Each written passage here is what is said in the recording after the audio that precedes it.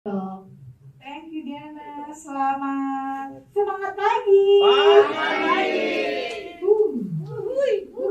Mentang-mentang topiknya ini yang datang yang bapak-bapak banyakan ya.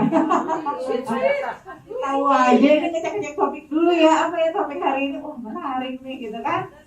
Bila-bila ini mau hujan banjir datang demi topik ya. Badai gempa bumi datang. Tapi jangan gempa bumi juga lah ya. Tiba-tiba bubar kita di bawah aja kita presentasi ya. Oke. Hari ini kita di Zoom ya. Hai teman-teman yang di Zoom. Oh ini nyampe ya? Masuk ya suara ini ya di Zoom ya. Oke, good. Oke, hari ini kita mau bahas tentang Ho'oponopono untuk fungsi seksualitas. Tapi ini agak berbeda sedikit dibandingkan yang kemarin-kemarin ya. Karena ada something new hari ini. Oke, kalau kita ngomongin masalah seksualitas, ya biasanya rata-rata masalahnya ini disfungsi ereksi, ada yang karena vagina kering, ejakulasi dini, tekanan untuk hamil biasanya sih dari bertua kalau ini ya seorang tua ya. Terus juga ada yang libidonya rendah.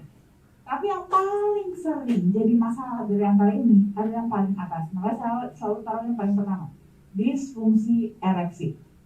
Ya, ini case yang memang paling banyak dalam yang masalah terhadap kasus seksual. Nah, siapa aja sih yang bisa mengalami disfungsi ereksi? Penyebabnya biasanya apa aja? Paling sering sebenarnya itu karena penyakit. Ya, jadi bukan karena nggak semata-mata karena faktor usia, faktor umur, nggak juga sebenarnya. Cuman lebih tepatnya sebenarnya adalah karena penyakit. Karena biasanya makin tua makin banyak penyakitnya, ya kan? Tapi kalau umpamanya sudah berumur, tapi saya baca ya nggak juga karena ini, gitu ya. Ya biasanya lebih sering sebenarnya adalah lebih ke penyakit. Penyakitnya apa yang paling sering? Hipertensi. Hipertensi justru kalau kita punya hipertensi, itu kita berpotensi besar untuk mengalami disfungsi ereksi. Ya. Hipertensi, penyakit jantung, dan diabetes, 3 pertama. Ya, terus selain itu ada lagi, mungkin karena ada aterosklerosis, ya itu kan sebenarnya bagian juga dari kardiovaskular ya, hipertensi dan penyakit jantung juga.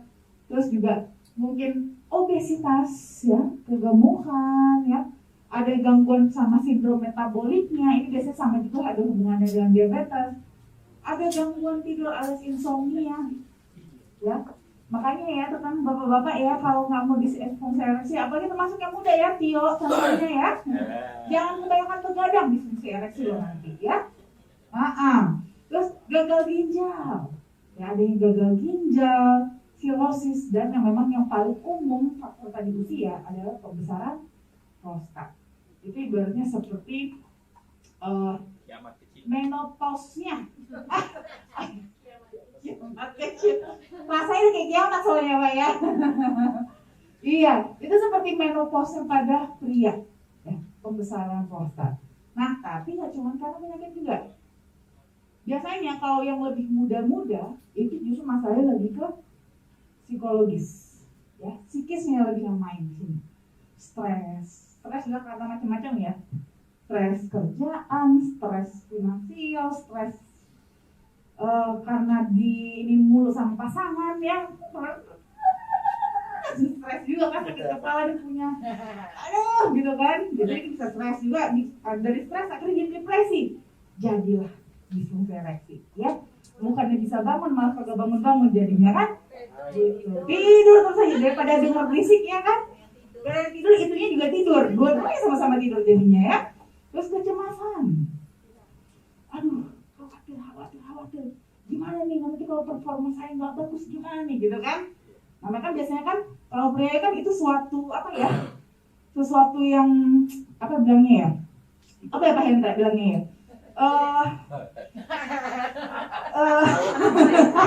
ya you know lah maksudnya apa ya. Pak Ali tuh, Pak Ali. Itu tempat saya soalnya. Kalau yang tadi sebenarnya nggak saya tanya-tanya lah. Pak Ali bisa jawab tuh Pak Ali. Ya, gitu. Kecemasan, ya, kekhawatiran. Atau juga memang ini yang paling sering gitu kalau psikologis ya. Masalah dengan pasangan. Jadi hati-hati ibu juga ya. sih bapak kebangun banget, koreksi diri juga, jangan-jangan kita kasih masalah sama selalu jadi stres ya. Gitu. Terus juga bisa karena faktor obat-obatan. Kalau obat-obatan biasanya karena pengaruh dari penyakit ya, dari penyakitnya jadi bikin disfungsi ereksi, obat-obatannya pun jadi membuat semakin disfungsi ereksi. Ya, obat-obatan hipertensi, antidepresan ya, psikotik ya, dan yang lain-lain.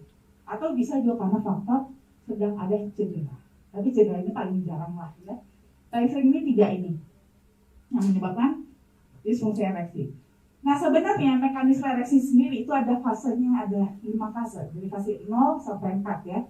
Fasenya mulai dari fraksi, habis itu pengisian laten, fase tumescens, ereksi penuh, baru ereksi kaku. Prosesnya ini itu jadi pertama dari stimulasi dulu ke otak. Jadi ada stimulasi ke otak, ya. Stimulasi dari otak inilah nanti yang akan mengirimkan sinyal pada otot-otot di area genitalianya, area penis, ya. Di situ ada namanya otot kolostrabekular. Nah, si otot kolostrabekular ini seperti kurang lebih posisi di sini ya, di sini, ya. Ini akan mengalami relaksasi supaya darah itu bisa masuk ke dalam celah ini. Ini namanya corpus cavernosum. Nah, jadi karena si ototnya relaksasi melemas, masuklah darah ke area ini. Setelah area ini penuh, si ototnya itu akan kembali menjepit supaya apa? Darahnya nggak balik. Gitu. Kan percuma diisi penuh balik lagi kapan kerasnya, ibaratnya gitu kan? Cuman gitu ya, misalnya letoy ya kan? Letoy aja gitu. Nah, setelah diisi penuh dikunci. Nah, nanti setelah mencapai klimaks tadi, baru ini akan relaksasi kembali supaya aliran darahnya keluar lagi, kembali. Yaitu nanti yang fase sampai nanti turun kembali ya. Kurang lebih seperti itu. Ilustrasinya nggak perlu detail-detail banget lah ya. Ini masih siang soalnya ya. Nah di sini proses ini itu ada terjadi perubahan substansi baik kimia maupun aliran darah, terutama pada penisnya. Ya, di mana di sini akan bergantung sekali pada aliran darah tadi kuncinya kan? Aliran darah dan juga kerja dari si otot-otot trabekular tadi. Ya, kalau seandainya nanti di sini ini tuh yang akan mempengaruhi terutama adalah hormonal, ada juga enzim ya dan bahan-bahan lain dari penis tersebut. Nah, di sini kalau terjadi gangguan pada pengisiannya tadi, ya, alirannya nggak lancar, tidak terbuka aliran darahnya sampai isinya lama, itulah kenapa yang biasanya mungkin bapak-bapak merasanya atau ibu-ibu malah kok nggak berdiri-berdiri. Kenapa? Alirannya lambat isinya. Kenapa? Karena nitric oxide-nya kurang. Nah, jadi kalau kadar nitric oxide meningkat, itu aliran darahnya itu bisa lebih lancar sehingga lebih cepat dia dalam mengalami ereksi penuh. Gitu ya. Nah ini dia ya, kita udah tahu lah ya. Produk sayang kita yaitu flavanol original dan sweet dan juga flavanol DTM with L-arginine di mana ini diambil dan tetap dari ekstrak biji kakao yang memiliki hampir 80% kadar flavanol alaminya. Nah kalau ini cek suaranya guys, tolong dimatiin guys. Oke. Kayak saya ada yang nyaut gitu. Coba bisa diri dulu. Oke. Nah, kita udah tahu ya kalau flavanol itu kan dia bisa meningkatkan nitric oxide. Jadi pada saat kita mengkonsumsi flavanol itu akan terjadi dilatasi pelebaran pada pembuluh darah kita. Sehingga aliran darah kita lebih lancar, termasuk di dalam case ini itu bisa membantu untuk memastikan aliran darah terutama ke penis itu bisa lebih cepat. Sehingga pengisiannya bisa lebih cepat juga, sehingga bisa segera ereksi. Seperti itu. Bahkan dari hasil penelitian, itu kita konsumsi di atas 176 mg flavanol setelah 2 jam, itu akan terjadi efek tersebut. 176 mg flavanol itu kira-kira itu sekitar 2,5-an ya, 2,5 ya. Kalau flavanol itu memang sangat bagus untuk mengatasi masalah prostat, terutama untuk bapak-bapak. Walaupun memang itu pasti akan dialami, tapi percepatan dari pembesaran prostatnya itu bisa diperlambat supaya jangan sampai mempengaruhi kualitas hidup, bahkan bisa membantu juga untuk menurunkan resiko dia malah jadi kanker gitu ya. Kita juga sudah sadar scientific opinion juga dari EFSA, European Food Safety Authority. Ini dia tuh kita sudah bisa klaim ya kalau flavanoid memang dapat membantu memelihara elastisitas pembuluh darah, di mana nantinya akan memberikan kontribusi yang baik untuk aliran darah kita yang lebih lancar. Jadi untuk teman-teman seperti biasa, kalau flavanoid original sama yang sweet itu bisa konsumsinya 3-5 gram per hari untuk maintenance ya. Atau boleh lebih juga sesuai dengan kebutuhan yang dibutuhkan tubuh masing-masing. Kalau untuk DTM bisa konsumsinya 1 saset per hari untuk maintenance atau 2 saset untuk booster. Kalau gitu yang flavanoid pendek gimana dok minumnya? Nah, kalau saya sih kasih saran untuk flavanoid ini minumnya kalau perlu.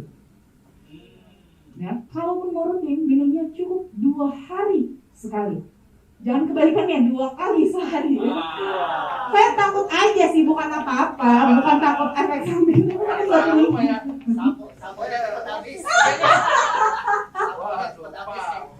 Nah, saya cuma takutnya itu aja, takut ibu nanti yang komplain sama saya, dokter, ini bapak minumnya 2 kali 1 dok, saya diganggu terus sama bapak, kan? Komplainnya jadi sama saya sama Diana nanti, pusing jadinya ya. Ya, jadi saya anjurkan untuk konsumsi yang flavanoid itu 2 hari sekali. Gitu. Oke? Terima kasih.